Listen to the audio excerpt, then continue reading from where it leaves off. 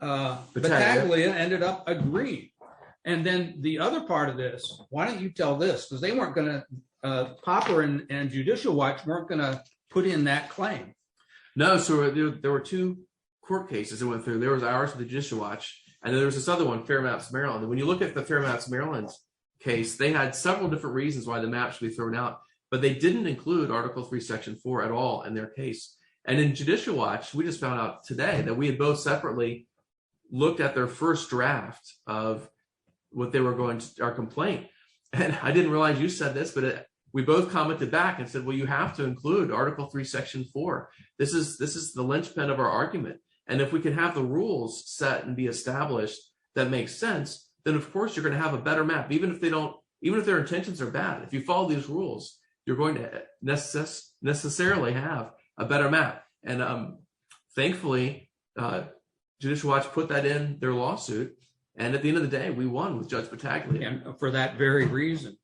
So some of the other counts also won to say that it wasn't fair. It was a partisan gerrymander and that discriminated against people. But the one that really created the fair map that we have now, or the better map that we have now, was that clause.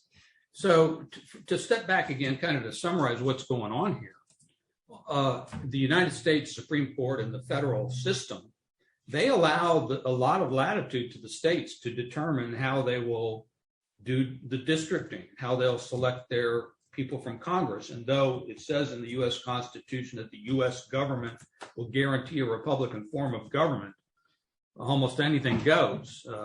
And that has not been interpreted to say you can't have partisan gerrymandering.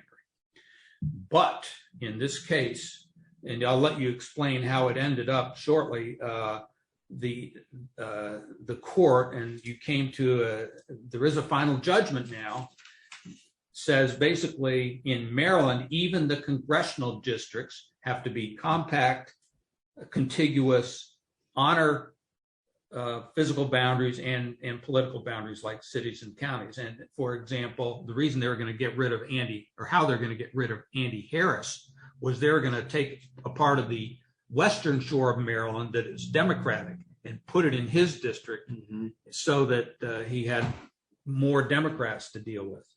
And of course, what they did in Frederick County 10 years ago is they split our county in two, and so that Roscoe Bartlett had the seat here in Frederick County, seat number 6 for about 18 years until they gerrymandered him out, got rid of him. Well, it's very interesting. Governor O'Malley was our governor at the time. And he was a Democrat governor with a super Democrat majority in the House and in the state Senate. So he got this map together that was very gerrymandered. And afterwards, he said it in court, and he also said it in front of a college class. In the college class, he basically said this was wrong. We shouldn't have done it. We shouldn't be doing gerrymandering. In court, he said, I did it specifically to get rid of a Republican congressman, which happened to be Republican Congressman Roscoe Bartlett. They were very overt about it. They were. There's nothing hidden in this. It was overt Democrat attempt to eliminate Republicans. And the Supreme Court has never ruled on that yet. So I don't know if we've advanced to the point where the court has ever agreed that that's wrong. And you have the recent victory in Maryland just because a Maryland judge of great distinction said, wait a minute, that's not right. If we have the state districts to be contiguous and compact and honor geographical boundaries, we ought to do the same for congressional elections. That's only fair, and that's what's right. So now to explain technically how this case ended.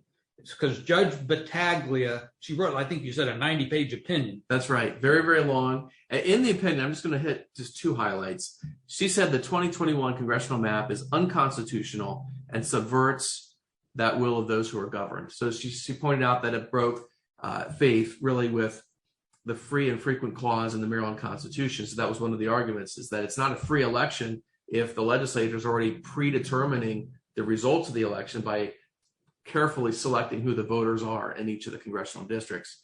She also called it an extreme partisan gerrymander.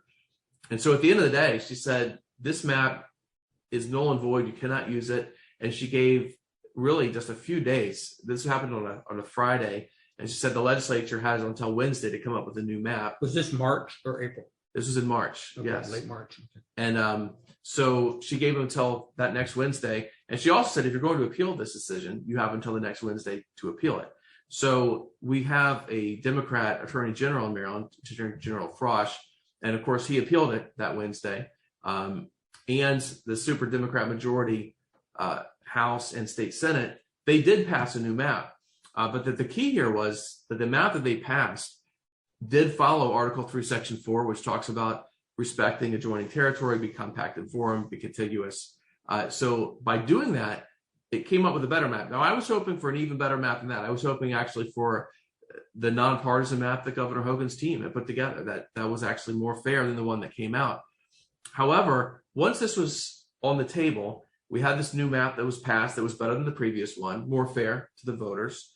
And we also had this appeal going forward on Friday. So that happened Wednesday. The next Friday, then Judge Battaglia heard it again and said, well, I'm not going to determine what the new map's going to be. I'm going to refer all this to the Court of Appeals since you're appealing it. Over the weekend, then, Governor Hogan talked with Attorney General Frosch, and they came up with an agreement. Governor Hogan said, I'll accept this new map and I'll sign it into law as long as you, Attorney General Frosch, don't appeal the decision. Let's let the decision stay and be done. And so that was actually pretty good for the voters of Maryland because it allowed the process to move forward without delaying the primaries any further or delaying Okay, so your risk was, as the plaintiff in the suit was, you might not have got a better map because maybe other judges might have, a majority might not have gone along with that. Well, they could have gone back to the original map that the legislature passed in December. That's correct. So I did look it up, and I think there's an expression that said a bird in the hand is better than two in the bush. You looked that up. Okay, well, that's good to know you looked at it. All right, well, I think that pretty much brings our discussion to an end today. This is kind of technical, some of it, but this was very important. And the lesson for this is, even though Maryland is a minor state and we're just little two-bit players in something that's very important, we feel like we've done our part. You've certainly done your part, and we have helped the conservatives in the whole United States, but by what has happened here. So, well, and certainly if someone wants to look up our race, they can go to my website. It's neil@neilparrott.org, which is just NEILPARROTT.org. So I guess it's www.neilparrott.org. I gave my email out earlier. Good, wonderful, yeah. So Neil, the primary has, because of for whatever reason, the primary has been put back to July of this year. July 19th, yes. And I presume you'll prevail there, and then hopefully prevail in November. So I certainly endorse you 100%. Smart man. Thank you. Very dedicated. I'm not even getting into all the things you've done in the last 20 years, but and wonderful family. So that brings us to a conclusion today. Remember, the liberties we enjoy in America can only be maintained when its citizens are moral and informed participants in the democratic processes. And I also encourage you to visit my website, www.cpaulsmith.com. I've written some books and other things that I think can help our country. So see you next time. Thank you.